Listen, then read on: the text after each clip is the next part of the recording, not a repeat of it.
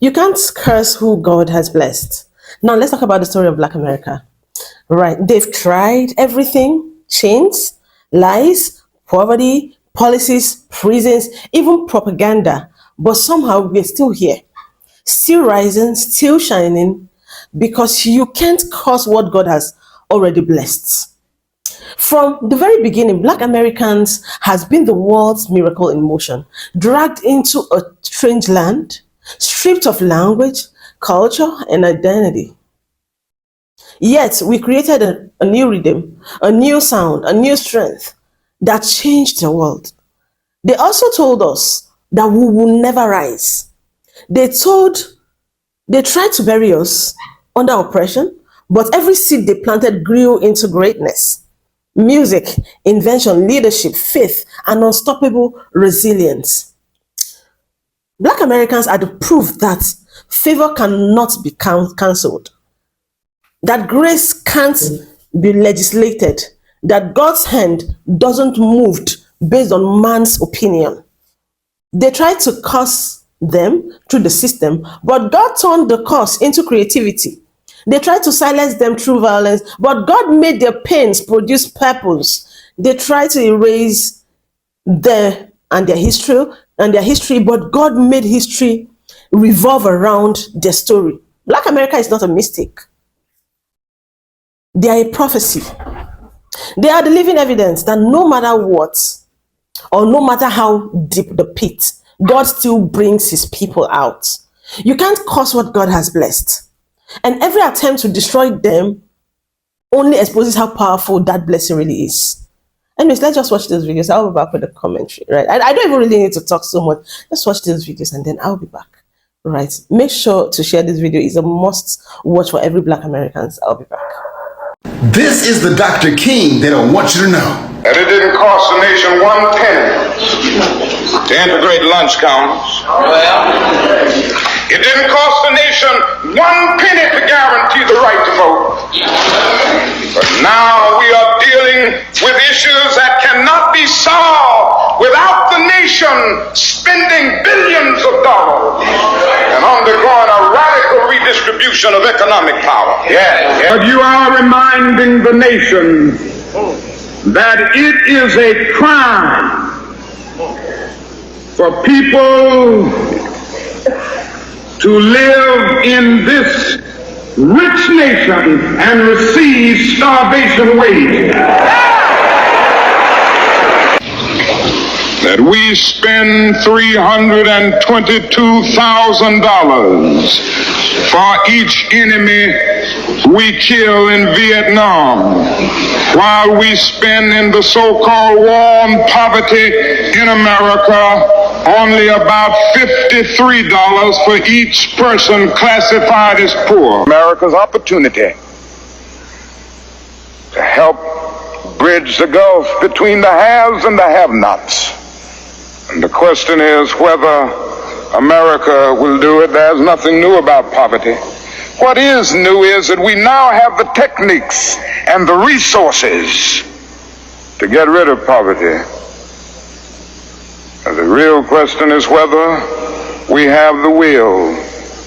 They are coming and they are destroying everyone. He went to look for a prophet, but he knows that he will be able to defeat them. So when a prophet comes, is when he is about to curse them. A prophet stood and looked at Israel and he said, I cannot curse what God has already blessed. Even though as a prophet I want to curse them, but I cannot curse them because already God has declared a blessing upon them. So when God has declared a blessing upon you, you can't be cursed. Even if they stand against you, you can't be cursed. Even if they speak against you, you can't be cursed. When God already declared a blessing upon you, you will succeed anyway. Amen. Let me tell you, a blessing of God is not money. A blessing of God is not a house. A blessing of God is not a car. A blessing of God is not tangible. You cannot touch a blessing of God. But a blessing of God, it is what God has declared upon you. It is what God has spoken upon you. That's why you keep on succeeding even when we are against you. That is why you keep on prospering even when we are against you. It is what God has declared upon your life. When God has blessed you, do you know how painful it is that when we speak against you, but God keeps on blessing you. It's very painful that whenever we are together, we are against you. Whenever we are together, we speak against you. But when God is about to elevate somebody, He still chooses you, even when we don't like you. Because you cannot curse what God has blessed. The blessing of God, it is the hand of God upon your life. Let me tell you, the blessing of God, it is the peace of God that surpasses all human understanding. Do you know that there are people with money but they cannot sleep in the night? There are people with resources but they cannot sleep in the night. So a blessing is not that house. A blessing is not that car. But a blessing of God, it is the peace of God that you have. So don't allow anybody to tamper with the peace of God that you have. Anyone who comes and tamper with the peace of God, cut them off. Your peace is expensive. Your peace, it is the blessing of God. So you cannot curse what God has blessed. I am here to remind you that God has blessed you. The life that you have, that is enough blessing to thank God. Because many a times we think that, I'm waiting for promotion. If I will be promoted, I will see that God has blessed me. I tell you, God has blessed us. Though I'm a constable, but I'm happy. Though I'm a constable, but I have peace. That is the blessing of God. A true blessing of God, it is not in material. One day I have a friend of mine, he's an engineer in a... The enemy cannot curse those God has blessed. No witch or warlock can curse you. You see, the Bible talks about how Balaam would always inquire of the Lord to curse Israel. But the Lord will always say that Israel is blessed. I will not curse them. You see, the Bible says in Numbers chapter 23 verse 8, how can I curse those who God has not cursed? How can I denounce those whom the Lord has not denounced? The Bible says, if I am for you, who shall stand against you? No curse will work. No matter how many times Balaam will inquire of the Lord, no matter how many times King Balak tried to make Balaam curse Israel, Balaam could do nothing against the Israelites, because how can I curse those who God has not cursed? How can I denounce those whom the Lord has not denounced? No weapon formed against you shall prosper in the name of Jesus Christ of Nazareth. What actually happens when somebody tries to spiritually or physically attack someone trying to curse an anointed one without a cause? Every curse thrown at them, every scheme of the enemy, every weapon that forms will either dissolve or bounce right back to the sender. And yeah, sometimes it may look like you fell in the pit that they dug for you. You might even think you did for a little bit, but it's all for a reason. You see, God will let you fall into that pit for a little bit, let you fall into that dirt, because that's where He's planting you. That dirt is where all the nutrients are. That is where all the wisdom is. And when you turn that pain into power, that is when you can fully step into your purpose, step into your calling. And I get it. Sometimes the attacks are not just spiritual. A lot of the times they're physical. I get it. I know firsthand. I've been through it all. Being gang stalked, make sure you do the gang walk. Keep your head up high, shoulders back, confidence in your step, walk with a little limp. They took your car, they took your money, you lost everything. So make sure you do the gang walk. Keep your head up, chin up, chest out. Don't ever let them see you sweat even though you're sweating. It's 100 degrees out here, right? So keep your chest out, head up. Let them gang stalkers watch you put on a show. God, this ain't kidnapping you, don't worry. They ain't gonna take your destiny. They ain't gonna blood sacrifice you, with their little code. Witches, warlocks, whatever these people do. Yes, the weapons will form, but they will never prosper, I promise. You see, in the physical, God will align circumstances to shield you. Every single one of their attacks will fail, and all the enemy's plans will backfire. Every one. What may look like a coincidence is actually divine intervention. That is because you are divinely protected. You dwell under the wings of the Most High. What are you scared for? God is working through you. Why are you even worried about those demons working through them? So anyway, what are the consequences for attacking one of God's chosen, one of His anointed? Well, when they strike at the throne, they actually summon up righteous judgment and immediate justice on themselves. And it doesn't matter who they think they are or who they think they know, what their earthly rank is, what title they have by their name. If they don't know God, it doesn't matter. Nobody is above Yeshua. Nobody sits above the Most High. And the chaos they sent returns back to them multiplied. And what happens when you chosen? When you understand the lessons, receive the blessings, do the work, break the curses, pierce through the illusions. What happens then? Every attack makes you stronger. Your wisdom sharpens. Your authority deepens. Your decrees and your prayers hold so much more weight because you were battle tested. And in that battle, your heart got lighter, not heavier. And remember, no weapon formed against you will ever prosper. None, not any. And every tongue that rises up against you in judgment shall be condemned. All praise and glory goes to the Most High. Hey y'all, how y'all doing? Y'all alright? I'm good. Look at here, look. I got a video I want y'all to watch with me. Hold on. And especially the African American experience, it's literally not duplicated anywhere on earth in history. African Americans are a completely unique phenomenon as a people. Who they are culturally, what their history is, what their experience is, isn't duplicated anywhere on earth. You don't know where you came from. You don't know what country you came from. You don't know what culture you came from. You don't know what language you came from. You don't know what your religion was before. You, like I've said before, you're more American than anyone because you don't have any other identity. Actually, your entire identity is American-based. That's not the case of anyone else. I'm Irish American, I'm German American, I'm Italian American, I'm Jewish American, I'm this or that, the other. You can say African American, but you don't know anything about Africa. You don't even know which part of Africa. Africans don't call themselves that. Because I know my tribe. I have my language. I have my region, my country, my whatever. Like me saying European American. I'm not European. I'm specifically Irish and German.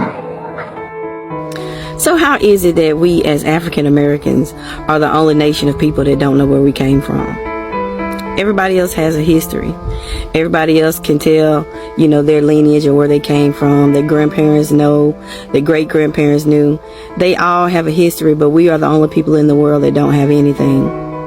All we know is we came over here on slave ships in 1619, and that's all we're taught. We don't know our native language. We don't know our native religion. We don't know our native culture. We don't know anything. But the word tells us that we will be discontinued from our heritage, which is why we don't remember anything.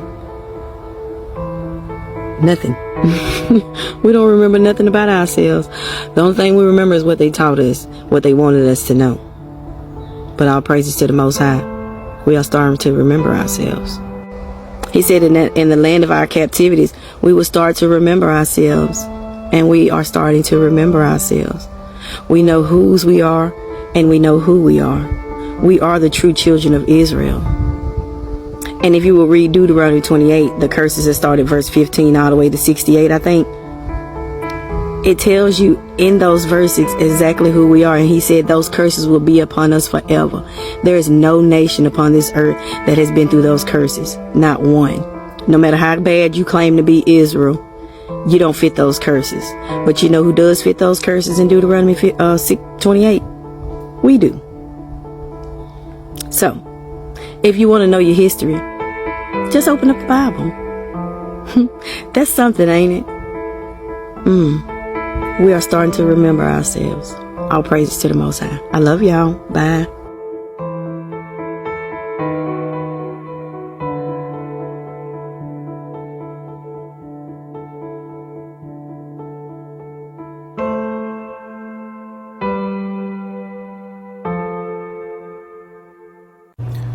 Who God blesses, no man can ever curse. It doesn't matter what people wish you. It doesn't matter what they say about you. The most that they can do is that they can hate you as you rise. But God will lay a table before you in the presence of your enemies. He will continue to anoint your head with oil, and your cup will run over. Surely his goodness and his mercy will follow you all the days of your life. Once heaven has sanctioned God's favor on your life, that's it. God said it in the heaven. It's going to manifest in the earth. And all your haters can do is hate. If you can think of a people who were more held back, more deprived, more sabotaged than African Americans. You took everything away from them and took them away from everything. They started in your country at less than zero, literally regarded and treated as subhuman, not allowed to learn to read or write or anything for hundreds of years. But you see, they come from a people of accomplishment to one degree or another, not a people of piracy and theft and appropriation. They come from a people who created and built and developed in their own land. And even though you did everything that you could possibly do to suppress them, to hold them down, to hold them back, and you're still doing that until today, nevertheless, I don't think anyone can dispute the fact that African Americans have become a global cultural superpower. Culturally, they're a superpower. Whatever cultural soft power that America has in the global South, it's African American. Do you think Black or African Americans are capable of achieving the same academic requirements required to get into top schools? This question was asked in good faith, so I want to answer it in good faith, but my God. Let's look at some numbers. Every year, Harvard receives about 10,000 early action applications. That's white people, that's Black people, that's Asian people, that's international students, everybody. 10,000 people apply. And for perspective, there are about 3.5 million Black college-aged students in America right now. So if your question is whether or not I think that there are 10,000 qualified Black students with amazing grades, top-tier test scores, fire extracurriculars, of course I do. Just the top 1% of that group of 3.52 million Black college-age students would be 35,000 people. Between Philly, DC, Atlanta, New York City, and Houston alone, there is more than enough talent to go around. But of course, Harvard doesn't have 10,000 spots. They only accept about 750 people on early action. And of those roughly 750 spots, basically 1/3 are reserved for the children of donors, employees, and alumni. A group that is 70% white. And according to a report by the National Bureau of Economic Research, 75% of those students wouldn't have gotten in if it had not been for their privileged status. So much for meritocracy. There are roughly 500 non-legacy spots remaining. And if your question is whether or not I think that there are 500 qualified Black students, of course I do. You can find 500 of those kinds of students in PG County, Maryland alone. But of course, Harvard isn't accepting 500 Black students every year. About 200 of the remaining spots will go to non-legacy white people. Around 170 will go to Asian students. A mere 50 spots will go to Latino students. And somewhere close to 65 spots will go to Black students. Students who absolutely deserve to be there, but will be told that they only got in because of affirmative action. So if your question is whether or not I think that there are 65 qualified Black students with amazing grades and top-tier test scores and fire extracurriculars, of course I do. And you have to be profoundly indoctrinated with anti-Blackness to believe otherwise. But if I have to worry about genocide, then I have to worry about the gentrification in my city. And then I have to worry about the Native Americans. And then I have to worry about every...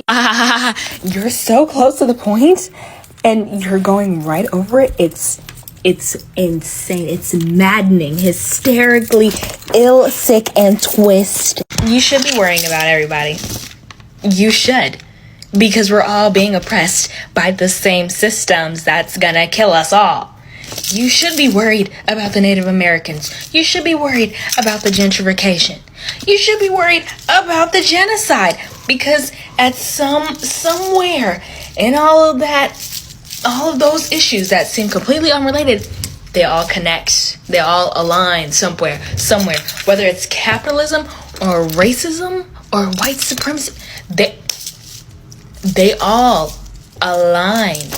If I have to care about genocide, then I have to care about everything else. It's almost as if you should care.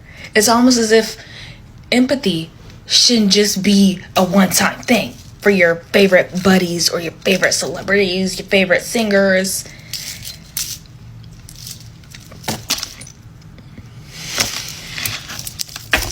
Let me tell you a story about how the people of God cannot be cursed. In Numbers chapters 22 through 24, the king of Moab named Balak tries to summon a man named Balaam to curse the Israelites. Balak tells his officials, "Go and summon Balaam, for I know that whatever he curses will be cursed, and whatever he blesses will be blessed." So his officials go to Balaam and they offer him money to come and meet with Balak to curse the Israelites. And the Lord allows Balaam to go to meet him, but tells him that he will only be allowed to speak what the Lord is speaking and do what the Lord is telling him to do. So every time Balak tries to get him to curse the Israelites, the only thing that can come out of Balaam's mouth is blessing over the Israelites. And Balak is getting so angry, saying, "I hired you to curse these people. Why do you keep blessing them?" But the only thing that could come out of Balaam's mouth is blessing toward the Israelites. And at the end of all of the attempts to curse the Israelites, finally the Lord puts a prophetic word in Balaam's mouth, saying that actually the Israelites will rise up against the Moabites and conquer them. Over and over in this passage of scripture, it is said, "How can I curse what the Lord has blessed?" If you are a child of God, no curse can land on you. No curse can be spoken against you and prevail. If God is for you, who can be against you? No one. I posted a video yesterday of me telling Black America to be still, to wait a minute. Someone inboxed me and said, what are we waiting for? So I had to think about it to give you a good enough example of what we're waiting on. Okay, think of it like this. God has prepared a table for you in the presence of your enemy. That's a Bible scripture. But our society has cooked up some on their own that they intended for us to eat so that we would be out in the streets acting a fool, doing all manner of foolishness. But we're not eating that. We're waiting on the meal that was prepared for us, and that meal is going to be prepared for us and delivered to us in the presence of the people who cooked up this for us to eat in the first place. So when I say be still, wait a minute, that means don't indulge in none of this stuff that they cooking up. Just wait. Just wait. I was just doing some research and it hit me. Black people have been calling for delineation. This is different than the boycott, but they were calling for delineation. And you can hear throughout the week, you can hear the anger and the upset in a lot of Black Americans' voices. But when I look at it and I think about what's been going on, Black Americans have been experiencing a paper genocide. Now, tell me if that's too strong of a statement, but if I were just to look at what's been going on in legislation, documentation, immigration, it is the intentional erasure of Black American history and Black American culture. So I don't say this lightly. I know those are strong words, but the upset and the uproar by quote unquote foundational Black Americans is because they understand, we going out for Palestine, we going out for all these other injustices. But here at home, we are experiencing a paper genocide, and we have to come together, make sure that doesn't happen. I heard many prophets say on TikTok, Trump was going to bring back righteousness, and everybody mocked those prophets. But the righteousness is that people are waking up to the truth. I don't know. Y'all tell me in the comments if I'm really just reading too much into this. There's one thing I love about American people. One thing I love about them is how simple their life is here. If an American have a house, a roof over their head, they have a car to move around, and they can feed themselves, they're good. They're good.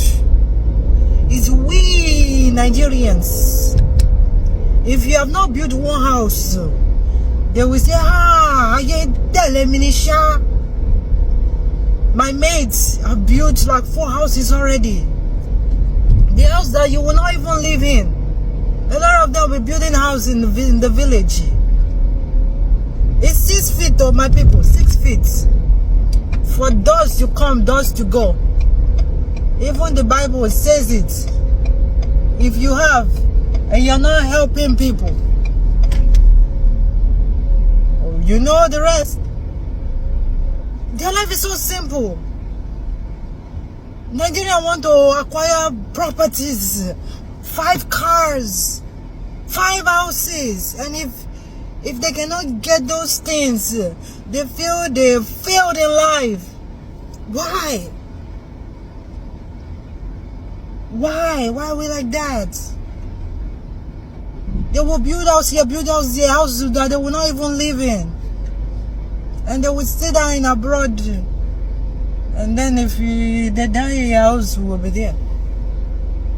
It's 6 feet. You see this life? The Bible says, vanity upon vanity, all is vanity. Yep. For doors to come and doors to go. I love American people for that. Let them just have small change. They're good. It's we are Africans. We want to build this, we want to build that, you want to own this once. And then they refuse to help people. I wish I had some blessed people in here. If I had some blessed people in here, they would tell you, you are blessed in spite of who tried to curse you. You're not where you are because you don't have enemies. There's a lot of people hope you drop dead right now. And the only reason you didn't drop is because they can't curse what God has blessed. If God has blessed you. Oh! Woo! Oh God, I can't even go there. If God has blessed you, let the haters hate. If God has blessed you, no weapon formed against you shall be able to prosper. Somebody holler, I'm blessed. I'm blessed. I'm blessed in the city. I'm blessed in the field. I was blessed in West Virginia, and I'm blessed in Texas. The blessing is not on the place. The blessing is on me. Everywhere my feet trod, everywhere I go, if I go in Kroger's, I'm blessed in Kroger's. If I go into CVS, I'm blessed in the CVS. I don't have to be any particular place.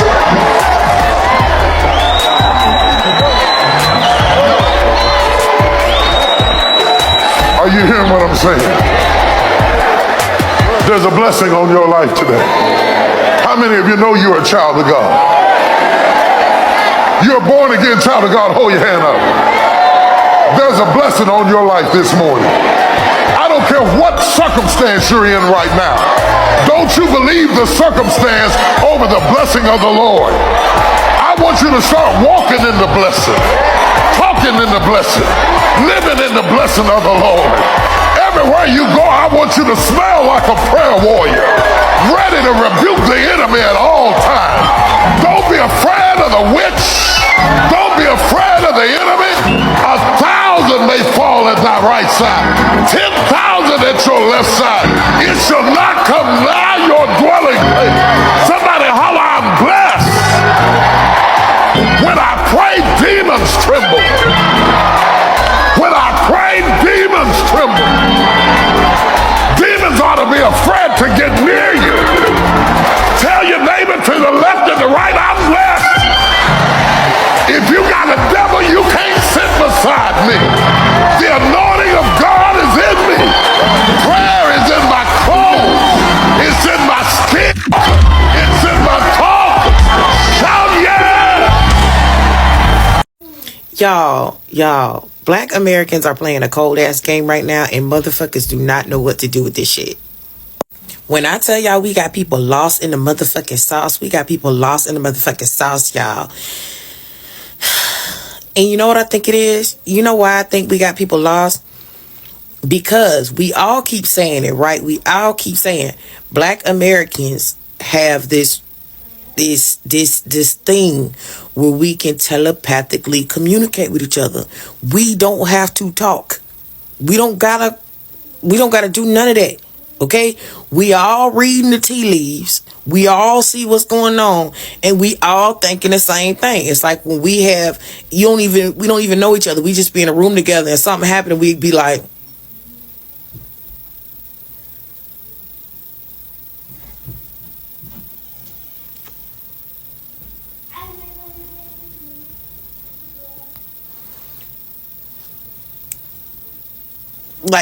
that's what we're doing.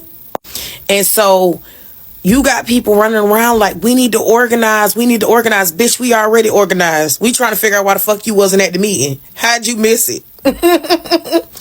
We need to plan. We need to get prepared. We already planned it. We already prepared. How the fuck did you miss it? That lets us know that something real off with you. Because how you missing all the meetings? How you not getting the downloads that the rest of us is getting? Why are you disconnected from the source? Why you ain't got the thing that we all got, right? So they still running around trying to fearmonger, trying to throw shit on the wall, trying to get us outside. We not coming outside. I don't even feel like we need to explain why we not coming outside, because I feel like anybody that's really down with black American people know good and motherfucking well why we not coming outside. Like, I literally seen this video earlier today of this white woman, and she was explaining the whole thing. When I tell y'all that lady nailed that shit, Her whole take was completely accurate, even though I was like, come on now, you're a little too loud because you really calling the play and you need to chill the fuck out. But, you know, we're going to let you do what you do or whatever, because hopefully not too many people see this shit. I hate to say that. I want people's content to be seen, but not that one. Okay, because she was too accurate of what the fuck was going on. Okay, she even used, you know, I like to compare things to like narcissistic relationships. She said Black Americans have been in a narcissistically abusive relationship with the American government, so they know more about what is going on right now and more about what the government is doing and more about what tactics will be rolled out ahead of time, and they are already maneuvering. And she was even talking about the resting thing. She was like, they said resting, but it doesn't really mean resting, right? It's not, that's not what it means. But what it means is they not all outside with what the fuck they got going on. They not all outside talking. Okay, they know everything. Nobody needs to get up here and explain shit to them. They know more than all of us do. Because they have been dealing with this. She was like, basically the glimpse that we are receiving now of this system, they have seen the full head and tail of the beast a long time ago. Okay, so she was like, things that they're doing is not making sense to those who don't get it and those who cannot fathom the depths of the depravity that they have experienced and have seen. And that's what Black Americans are basically developing their strategy from. And so she was like, if anything, she was like, it's one of those situations where she's like, you know how like they say when Black people run, you run. She's like, it's like that. She's like, I'm not running until they run. They ain't running. If they not running, why the hell am I going to listen to someone telling me to run? If someone's telling me to run and I see that Black Americans ain't running, I'm going to sit the hell down. Because they know more about what is going on, but they're not vocalizing it to y'all. When honestly and truthfully, she was like, Black people shouldn't have to. They shouldn't have to. Black people shouldn't have to come out here and tell y'all what the fuck to do when really you're going to argue with them and say they don't know what they're doing or what they're talking about. She's like, because basically that's what y'all do anyway. They're resting. They're not doing anything. She's like, they're doing a whole fucking lot. It's just not on Front Street. And I was like, girl, you better talk, girl. You better talk, because that's it. We know a whole lot of what's going on. Black Americans are not stupid, dumb, deaf, dumb or blind, none of that. We know more about what's happening next than y'all do. Okay? So we trust our path. We trust our path, but Black Americans, don't y'all get caught up in this shit. It's other Black groups, other POCs trying to drag us in shit. Stick to hold the motherfucking line. I know I don't have to tell y'all that, but hold the motherfucking line, baby. Hold the line. These people trying to get us in some shit. They trying to put the target on our back. Hell no. Hell the fuck no. We ain't going out like that. Okay? We ain't going out like that. Have a good day. We up still. And we already knew the bullshit ass tactics that they was going to do. So these people need to stop making these videos thinking that this little bullshit going to get us to come outside. No, we already knew. We know their wrath better than y'all do. We know their tactics and shit better than y'all do. Have a good day. I think it's funny how everybody's true colors are coming out, especially the Black people. So now it's funny how Black people's true colors are showing. Let's unpack that. Been the blueprint for resilience, culture, and activism. Realize that majority of the rights that you have in America are because of people who look like me. I'll keep going. She brought up Black Lives Matter, which I love this topic. Yes, we were outside fighting for our lives, not just holding signs, treating activism like a trend. It's not a viral moment, sweetie, because we live that fight every day. As for the we were there narrative, standing beside us, the same as standing for us, especially if you're quick to talk down on us the moment it's convenient. About fleeing to America during slavery. Mexico abolished slavery in 1829, which made it a refuge for enslaved Black people escaping the U.S. We didn't flee. They sought freedom. Those two are not synonymous of each other. Flipping through a history book, a Google search would have told you that. Lastly, I'll say this. Solidarity comes with conditions or backhanded comments. Keep it. Black people don't need performative allies. Damn sure don't need people who want to sit here and not take accountability for their own actions and question their own people why they voted for for that jackass. We did our part. So yeah, you know I'm gonna be at? Right here, chilling. I'm in the house.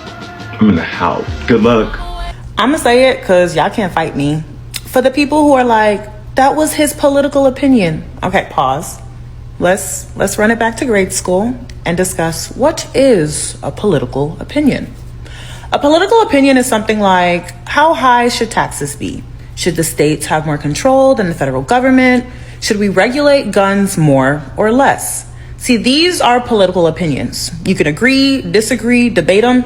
That's politics. But when you step into saying things like black women don't have the same cognitive ability as white people, or that black people were better off in slavery and Jim Crow because they committed less crimes, that's not a political opinion. That is racism and white supremacy.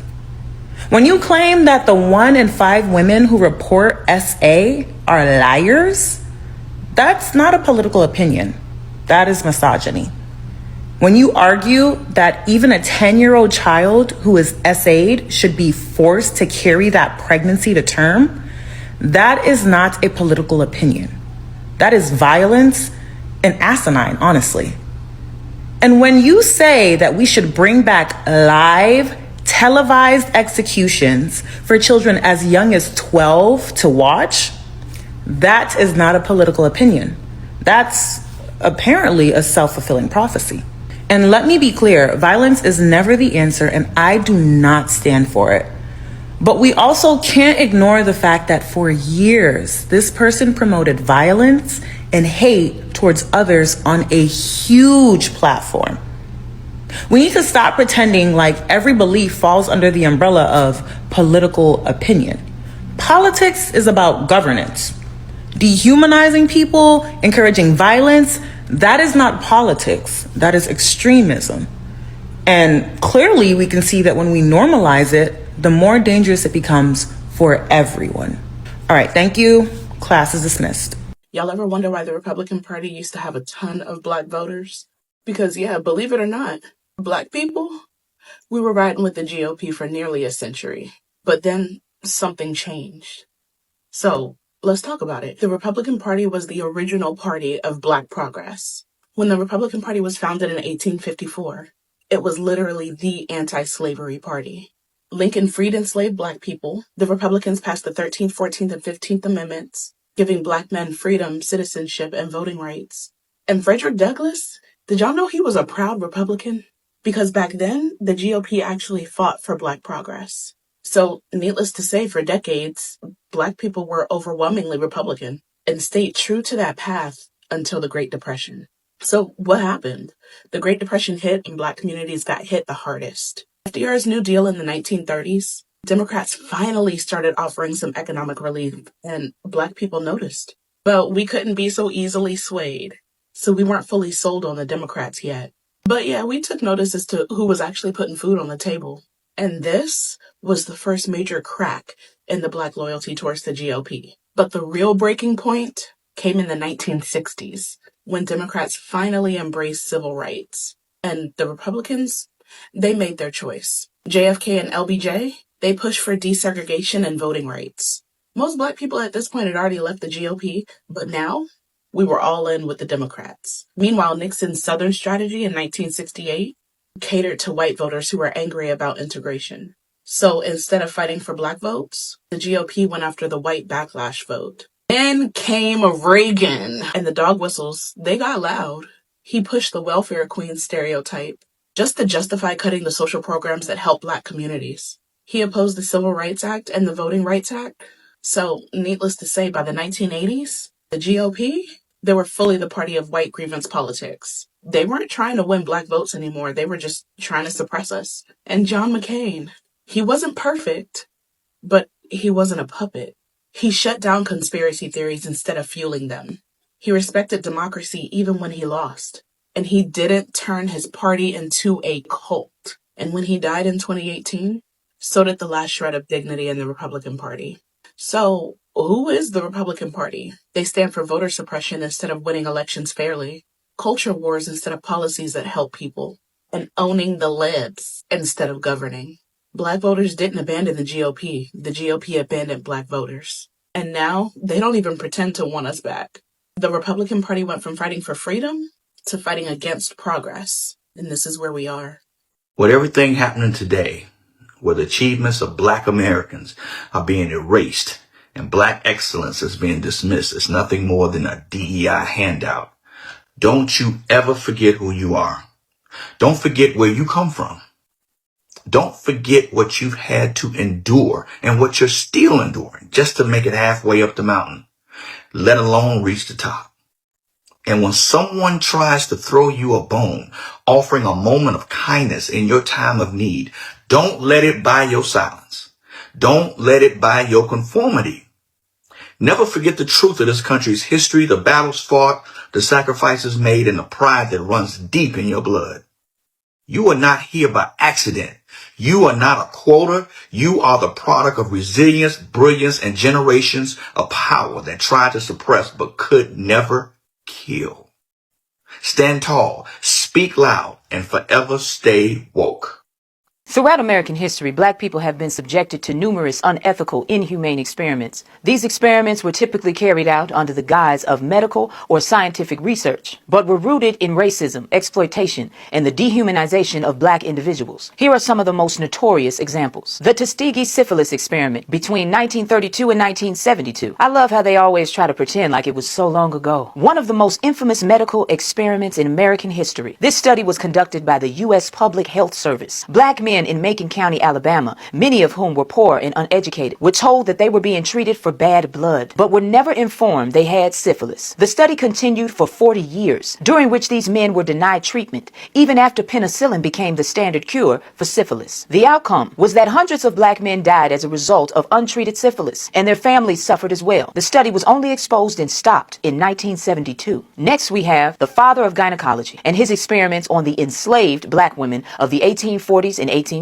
Dr. J. Marion Sims, a prominent 19th century physician, conducted a series of surgeries on enslaved black women without anesthesia. He is often credited with pioneering gynecology surgery techniques, but these advances were built on the torture of black women who were used as human subjects in his experiments. Many of these women were subject to repeated and painful surgeries to address issues caused by childbirth to help white women. Without their consent or proper recovery care, Sims' experiments were vital to his success in gynecology, but were carried out with extreme brutality, and his legacy remains despicable and criminal. To this day, black women still have the highest death rate in healthcare because our pain is ignored by most white doctors. Next, we have the Mississippi appendectomies of the 1930s to the 1970s. In Mississippi, a number of black women were subject to non-consensual sterilization procedures, often under false premise of medical necessity. These sterilizations were justified by racist notions of eugenics, which sought to reduce the birth rate of poor non-white populations. It is estimated that over 20,000 black women, mostly poor black women, were sterilized in the U.S. as part of a state-sponsored effort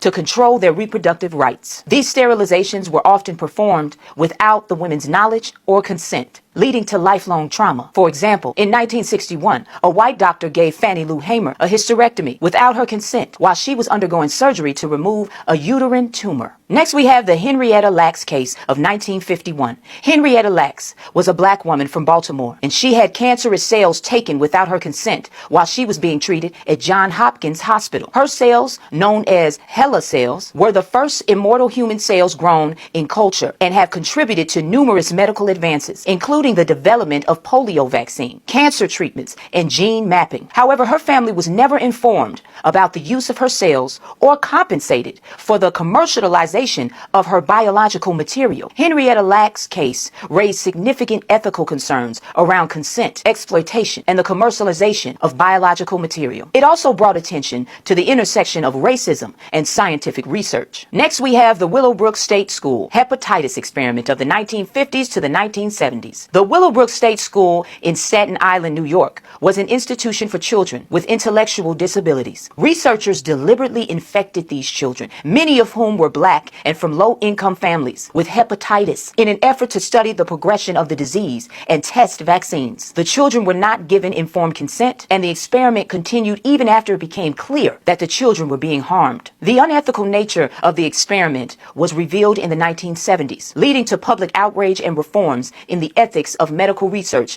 involving vulnerable populations. Next, we have the Tuskegee Airmen and atomic testing in the 1940s to the 1950s. During and after World War II, the U.S. military conducted a series of secret atomic and chemical weapons tests on servicemen, many of whom were black. The Tuskegee Airmen, a group of black pilots, were among those exposed to these dangerous substances without their knowledge or consent. Some of these tests involved exposure to radiation, which led to long-term health issues for those affected soldiers. The tests were part of a broader history of the military experimenting on marginalized groups, and the survivors have faced challenges in seeking justice for the health consequences they endured because the government didn't want to admit what they had done. Next, we have the guinea pig experiments on black prisoners during 1970s to the 1990s. In the 1970s and beyond, prisoners, particularly black prisoners, were often used as subjects in medical experiments. These experiments were conducted without informed consent and involved testing various drugs, vaccines, and medical procedures. Some of these experiments were funded by pharmaceutical companies, Big Pharma, while others were initiated by the government or private research institutions, and many suffered serious health consequences as a result of these experiments. These are just a few of the examples of many unethical experiments in American history against black people, exploited for scientific and medical purposes. These practices were not only a violation of medical ethics, but also a reflection of the deeply rooted racial discrimination that has pervaded U.S. society.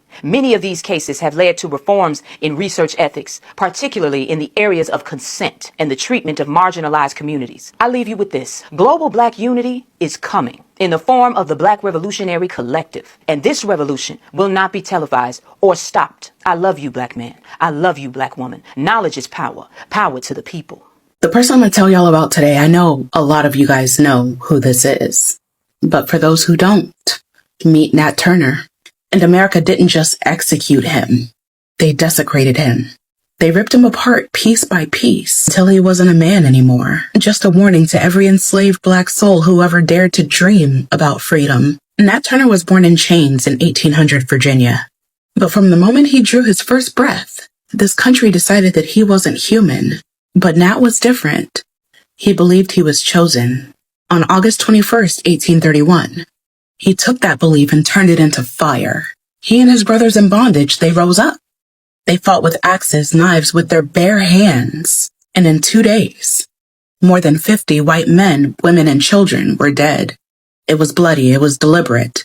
It was the nightmare the South prayed would never come true. Enslaved people fighting back, making their suffering visible. Undeniable. But rebellions don't get to last in America. The militia came down with a fury. In their retaliation, they murdered not just rebels, but at least 200 black men, women, and children. 200. Slaughtered for daring to breathe the same air as Nat Turner. And when they finally caught him, they wanted more than death. They wanted destruction. They hanged him, but they didn't stop there. They skinned him. Turned his flesh into leather purses. They boiled his body down into grease. They passed his bones around like souvenirs. They held his skull on a shelf like a trophy. Can you even imagine the level of hatred it takes? The coldness to carve up a man's body and wear it like fashion, to cook down his flesh into oil, to pass his bones like heirlooms at a family table. That is America. That is what this country did to a man who dared to say, I will not die enslaved. They thought mutilating Nat Turner would erase him, that if they scattered his body, they could scatter his story. But they failed, because here we are nearly 2 centuries later, still saying his name, still telling the truth that they tried to bury in grease and bone. So when you think of Nat Turner, don't just remember the rebellion, right? Remember what they did. Remember the mutilation. Remember the purse. The skull, the bones, the grease. Remember how far America went to make black freedom terrifying, and then let yourself feel it. Because if one enslaved man with nothing but faith and fire could scare them into this kind of savagery, Imagine the power we still hold when we stand together. Say his name, Nat Turner. With everything happening today, where the achievements of Black Americans are being erased and Black excellence is being dismissed, it's nothing more than a DEI handout. Don't you ever forget who you are. Don't forget where you come from. Don't forget what you've had to endure and what you're still enduring just to make it halfway up the mountain, let alone reach the top. And when someone tries to throw you a bone, offering a moment of kindness in your time of need, don't let it buy your silence. Don't let it buy your conformity. Never forget the truth of this country's history, the battles fought, the sacrifices made, and the pride that runs deep in your blood. You are not here by accident. You are not a quota. You are the product of resilience, brilliance, and generations of power that tried to suppress but could never kill. Stand tall, speak loud, and forever stay woke. The Black Americans are the only people in America that are at home. Everything that the Black American do in America is in order because we are on our land. We are the only people that can really eat from this land and connect with this land. We're the only people that this land can do all that it's able to do. It's for us. My people, we have a DNA that is different from any other people on the planet. They have seeked to hide this from the Black Americans. They have seeked to make you think that it's in Jerusalem, that is on the other side of the world, that everything started there. My people, everything started right here in the southeastern United States where everything is lush and green. Oh yeah, the Black Americans are direct descendants of the mound builders. Our DNA is different from any other DNA on the planet. This is why we have more abilities that's obvious than any other people on the planet. Be it other Black people, be it the Jamaicans, be it the Africans. Oh yeah, the Jamaicans can sprint, but we play basketball, football, baseball, swim. We excel in all that we participate in because we have all planet DNA. This is what they try to hide from us, that the mound builders associated with the extraterrestrial beings. They were not afraid of them. This is why they try to teach us to fear them, because they want to come between us and our sky people. My people, we must seek to activate our DNA. This is what it's all about. It's all about us connecting with nature, connecting with our land, connecting with the sun, doing things that activate our DNA. For us, it's not in church, it's out in nature. It's out in everything that is natural because we are natural to this planet. We have no problems with the sun. We have no problems with this planet because we are natural. We are in order here. And we are in order here in America on our own land. This is why no matter what they try to do, they cannot stop us from ascending. This is why every day they have to put forth an effort to try to keep us grounded. Because we are here and we're on our land and everything that we do shall prosper. My people, it's time for you to wake up and it's time for you to activate the DNA within you that brings back your memory. You don't need anyone to teach you or tell you or give you a book. Your DNA has memory to what is true. Oh, you are aligned with the truth. All you have to do is wake up, let them have their teachings, let them have their school, let them have their church on Sunday. Go outside, grow your own food, connect with your land, connect with nature. Activate that different DNA that is within you.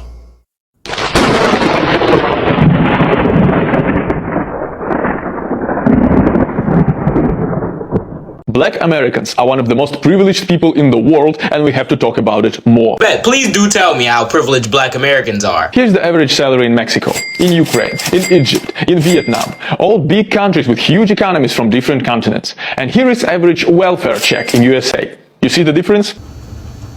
You missed already. I guess cost of living just doesn't exist. Cost of living in Mexico compared to the United States, Ukraine compared to the United States, Egypt compared to the United States, and Vietnam compared to the United States. So while we can just say, oh, these are very big economies and look at the difference in wage compared to the welfare checks, we must take into account how much money it actually costs to live in a given society in order to determine whether or not these things are disproportionate. And given that in every fucking country you just mentioned, the cost of living is so much lower than the United States, you can understand why the difference is there. Also, this video is supposed to be about how privileged black people are, but the first thing he talks about is welfare checks. Also claiming that a group of people are privileged because a welfare check was set at an amount that's higher than another country's wage is fucking dumb, considering the people that live in the country with the welfare checks are considered poor for that country in that economy that they need to live in. So saying, oh my god, you're considered poor here, but you wouldn't be in a different country is as dumb as saying, oh, you were just raped? Well, guess what? People have died, so you must be privileged. People all over the world have to work hard for this money, while people in America are getting more for doing absolutely nothing, just because they are born in the United States. Miss number 2, it'd be a damn shame if the majority of people on welfare are actually working. Because, oh yeah, while we can complain about how high the welfare checks are compared to other countries, it isn't even enough to live in America off of, which forces people who are even working full-time to still work a job while being on government assistance. Again, because while we can play Oppression Olympics, context matters. Now just imagine being born in Harlem, New York, one of the richest cities in the world, in one of the richest countries in the world, and complaining about not being able to get out of the ghetto, while some Middle Eastern refugee has to smuggle himself to America illegally in a cargo bay of the ship, not having home, not having money, not having citizenship, just to get the slightest chance at life that you had since birth. It's a damn shame you don't even realize how stupid this just was. Level 1, let's talk about your logic. This essentially boils down to don't ask for anything more if you're already receiving more than somebody else. Which, for obvious reasons I would hope, makes zero fucking sense. That Middle Eastern refugee who had to smuggle himself on a ship in order to make it to America has it measurably better than a Southeast Asian kid who will live and die in the same village buried under plastic and trash from our pollution. Does that mean we should make no effort to make it so that Middle Eastern refugees shouldn't have to smuggle themselves into the country to have a good life? Does that mean that those Middle Eastern refugees should just shut up and acknowledge the fact that they're more privileged than somebody else? Fucking no! And if you say yes, then you're counteracting everything your entire video is about. Hence why Oppression Olympics is a dumb game to play. Level 2 of why this stupid. Let's run the actual numbers. Seeing as you mentioned refugees coming to America, let's compare them to black people in America. Again, context matters. After 5 years in the United States, refugees have a median household income of $22,000. After 15 years, that grows to $37,000. And after 50 years, it grows to $67,000. Black people in the United States had a median household income of $30,400 in 1970. 51 years later, that number is $48,297, which means if we run the numbers on that, in the same amount of time it has taken refugee household income to grow by $45,000, black household income has grown by $17,897. So if I wanted to stoop down to your level and assume that money, devoid of all context, immediately denotes privilege, who is more privileged in the United States? This very point is something that you go on to contradict yourself on 2 seconds later when you go on to say, and please, don't give me that excuse about America being racist. Here's the list of richest households in the United States by ethnicity.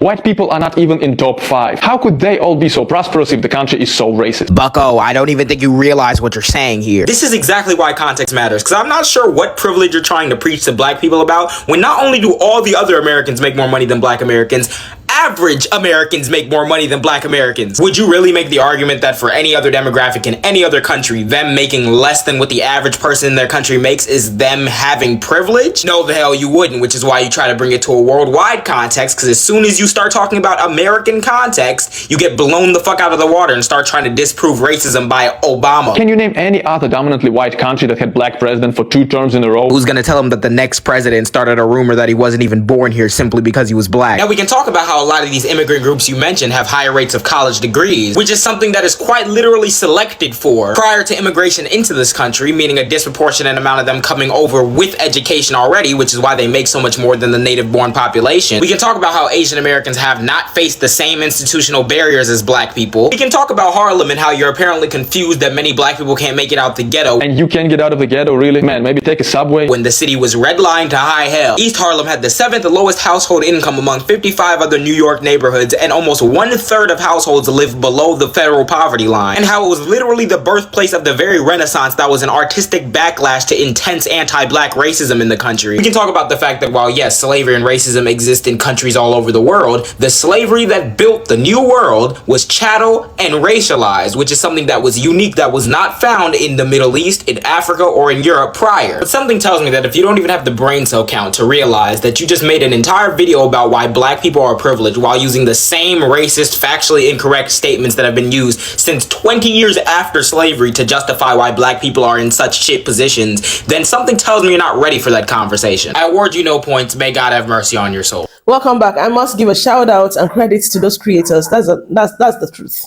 All the blessings that had to attach to this video. I mean, the clips from TD Jakes and everyone is just the truth. You guys are the chosen ones. And let me still reiterate, who God has blessed, nobody can curse you. Now let's go. You are the descendants of the broken who became builders. You are the voices of the silenced who became storytellers. And you are the people they tried to curse, but God said, blessed. So let them talk, let them scheme, because when God stamps, blessed, when God stamps you blessed on your destiny, no system, no government, no hatred can reverse it. I want to see an amen or whatever you believe in the comment section. If you know everything I'm saying is true, you can actually resonate to this, that most of the things you go through end up being blessings for you. Let me see that in the comment section, right? Do not forget, my name is Blessing on Global Just with BJ, your sister, your friend. I'll see you on the next one. Bye, guys.